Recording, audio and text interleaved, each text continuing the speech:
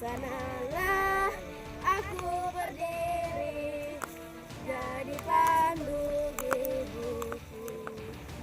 Indonesia, kebangsaanku, bangsa dan tanah airku, marilah kita bersatu.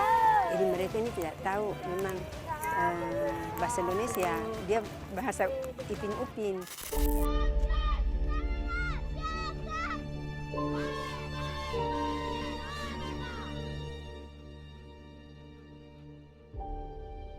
Aku bangga, senang sekali sama anakku.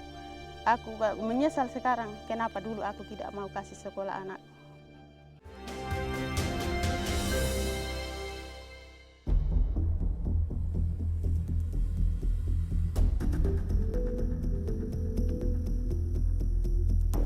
Berada di sebelah timur laut Pulau Kalimantan, Sebatik adalah pulau terluar dan terdepan Negara Kesatuan Republik Indonesia.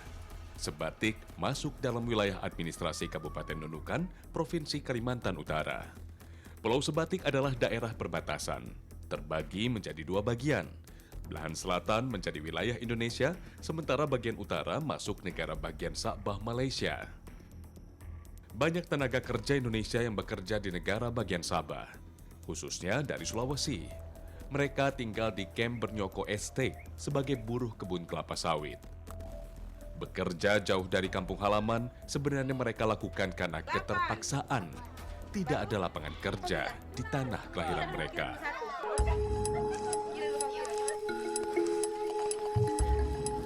Segala kebutuhan warga dipenuhi pengelola Camp Bernyoko Estate. Tentunya tidak gratis. Mereka bisa membayar setelah menerima gaji. Gaji yang diterima tentunya berkurang jauh karena dipotong hutang. Meski begitu, mayoritas buruh kelapa sawit di camp kerasan hidup di negeri orang. Mereka seolah enggan kembali ke Indonesia. Saya jadi penasaran, apakah benar hidup di Malaysia lebih menjanjikan dibanding di Indonesia? Jika benar adanya, di mana peran negara untuk bisa menyejahterakan seluruh rakyatnya? Ya begitu sih Pak, yang sesuai yang kita lihat sekarang ini ya kita bilang ya sederhana lah. So kita ini di kampung orang, di negara orang, makan gaji begini. Tapi alhamdulillah dengan adanya kita merantau begini, ya, itu terpulang dari kita sebab gaji pun lumayan juga. Kehidupan warga negara Indonesia di Camp Bernyoko Estate sudah cukup lama, bahkan mencapai 2 generasi. Banyak ibu-ibu di sini yang menghabiskan masa kecilnya di camp, menikah, dan melahirkan anak-anak mereka juga di camp yang sama. Kalau ibu sini waktu itu diajak sama suami. Belum, masih kecil kami di sini. Iya. Kita di sini. Kami masih anak-anak di sini. Di sini kita nikah. Kami nikah umur 13 tahun.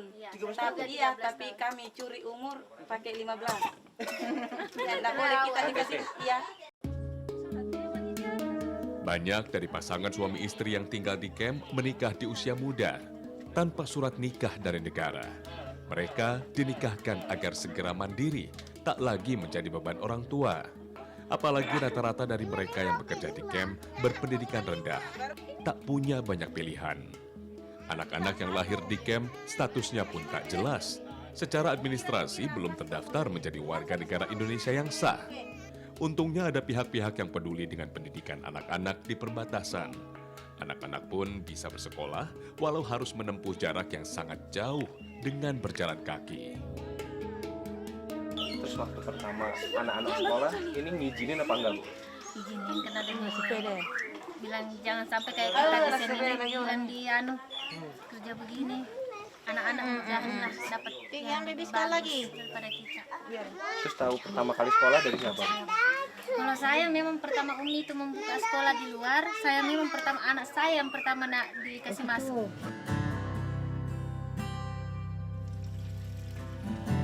Hari Minggu waktunya mempersiapkan keberangkatan anak-anak untuk bersekolah ke perbatasan.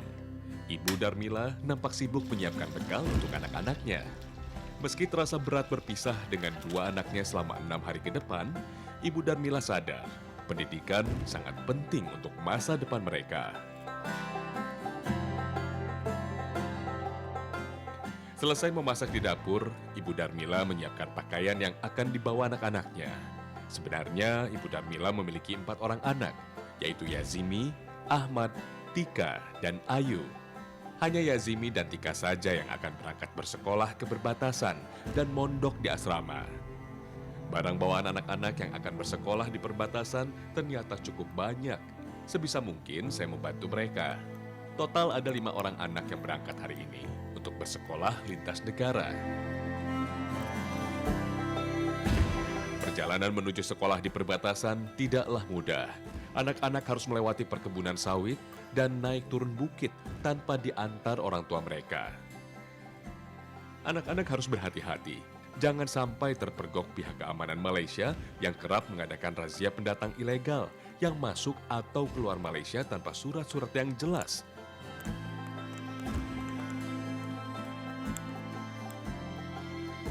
Jarak antara kamp Bernyoko Estate dengan sekolah perbatasan sekitar 8 km. Dengan berjalan kaki, menghabiskan waktu selama 2 jam perjalanan. Cukup melelahkan, apalagi bagi anak-anak. Kami kemudian memutuskan untuk rehat sejenak, menghimpun tenaga.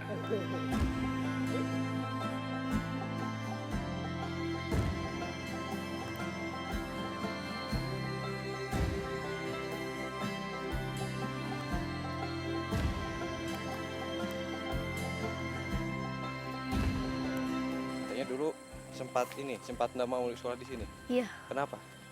karena di sini tuh yang gugup. Gugup kenapa? Karena orang di sini pintar-pintar. Di mana? Di sini. Di sini ya. Oh, terus? Juga aku mau coba juga. Aku sekolah. Itu enggak takut sudah. Udah nggak takut. Jadi mau sekolah.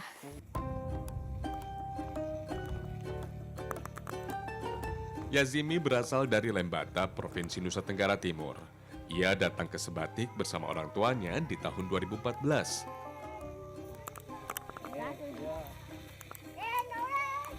Kalau cita-citanya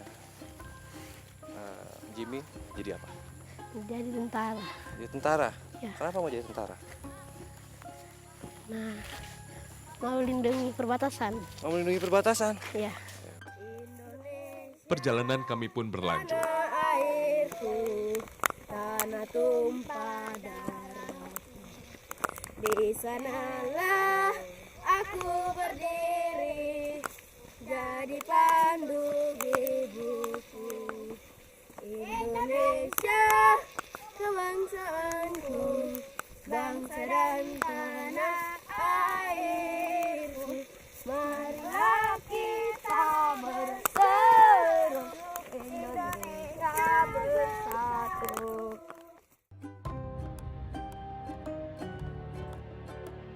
Tak seberapa lama berjalan, akhirnya kami pun tiba di sekolah.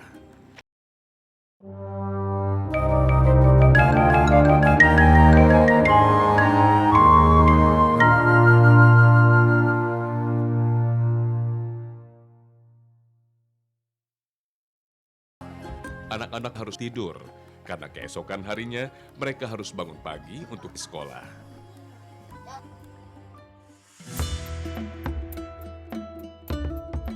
Pagi pun tiba, kegiatan belajar mengajar di sekolah perbatasan akan segera dimulai. Diawali dengan apel pagi.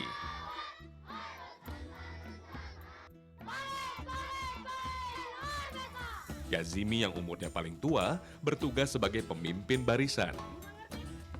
Kebersihan anak-anak yang bersekolah sangat diperhatikan. Kegiatan memotong kuku rutin diadakan sebelum pelajaran. Ternyata ada anak yang memotong kuku terlalu dalam hingga berdarah. Ibu Suraidah dengan sigap memberikan bantuan. Ibu Suraidah sebenarnya memiliki latar belakang sebagai seorang bidan. Karena kepeduliannya terhadap pendidikan anak-anak yang tinggal di kamp, ia lalu mendirikan sekolah tapal batas di Sebatik, Indonesia. Usai memotong kuku, kegiatan selanjutnya adalah menggosok gigi. Karena mayoritas anak-anak di kamp suka sekali mengkonsumsi gula-gula. Jika gigi tidak digosok dengan teratur, pastinya akan merusak kesehatan gigi anak-anak. Selanjutnya bersama para pengajar, anak-anak melakukan senam pagi dengan penuh semangat. Ada 5 orang tenaga pengajar di sekolah tapal batas Ibu Suraidah. Jumlahnya tentu masih kurang. 3 orang dari anggota TNI yang bertugas di Sebatik, 1 orang lagi adalah relawan. Tak hanya soal pendidikan, gizi anak-anak pun menjadi perhatian. Secara rutin, anak-anak akan diberi jatah bubur kacang hijau yang dimasak Ibu Trea bersama anak-anak perempuan. Tadi setelah olahraga, lalu sempat juga sikat gigi dan potong kuku. Nah, sekarang yang berikutnya yaitu ada pemeriksaan dari Ibu Suraidah, pemeriksaan kesehatan dari anak-anak. Nah, setelah anak-anak ini dicek kesehatannya, langsung minum atau makan bubur kacang hijau yang udah disiapkan tadi. Ibu Suraidah, perintis sekolah tapal batas, adalah mantan dosen keperawatan di Makassar. Ia juga lulusan S3 keperawatan di Thailand. Soal kesehatan, tentunya ia cukup menguasai. Urusan kesehatan anak-anak menjadi tanggung jawabnya. Biasanya kalau anak-anak di sini keluhannya biasanya apa, Bu? Keluhan biasa kebersihan, ya. Karena mungkin di sini agak susah air. Nah, jadi kebersihan dirinya itu mulai dari telinganya, mandi tidak teratur, dan juga sikat gigi, ya. Soal kebersihan masih menjadi kendala utama anak-anak yang bersekolah di sini. Maklum saja, akses terhadap air bersih sangat terbatas. Ketika ada siswa yang mengalami sakit yang cukup parah atau setidaknya harus dirujuk ke puskesmas, mereka ini gratis asalkan membawa rujukan dari sekolah. Usai diperiksa kesehatannya, anak-anak mendapat jatah bubur kacang hijau sebagai makanan tambahan untuk meningkatkan gizi mereka. Anak-anak nampak menikmati buburnya masing-masing sebelum pelajaran dimulai.